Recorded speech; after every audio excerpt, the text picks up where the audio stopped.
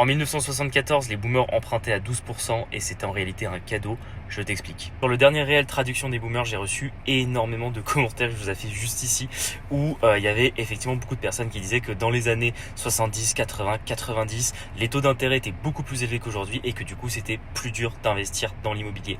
Moi je voudrais quand même apporter une grosse nuance qu'ils oublient bien de mentionner dans leurs commentaires, tout simplement ce qu'on appelle les taux d'intérêt réels. Qu'est-ce que c'est? C'est tout simplement ton taux d'emprunt moins l'inflation.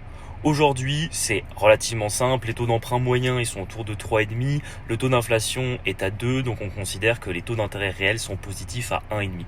Sauf que par exemple en 1974, quand on te dit que justement les taux d'intérêt étaient très élevés et qu'ils étaient à 12%, en réalité l'inflation était elle presque à 14%.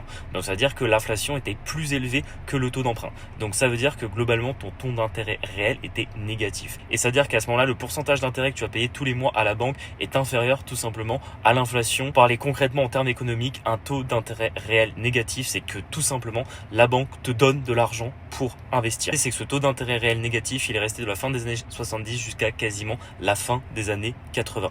Donc la prochaine fois que ton oncle au repas de famille te dit que tout simplement lui, à son époque, ça coûtait beaucoup plus cher d'acheter de l'immobilier, pense à lui parler du taux d'intérêt réel et tu pourras le trigger facilement.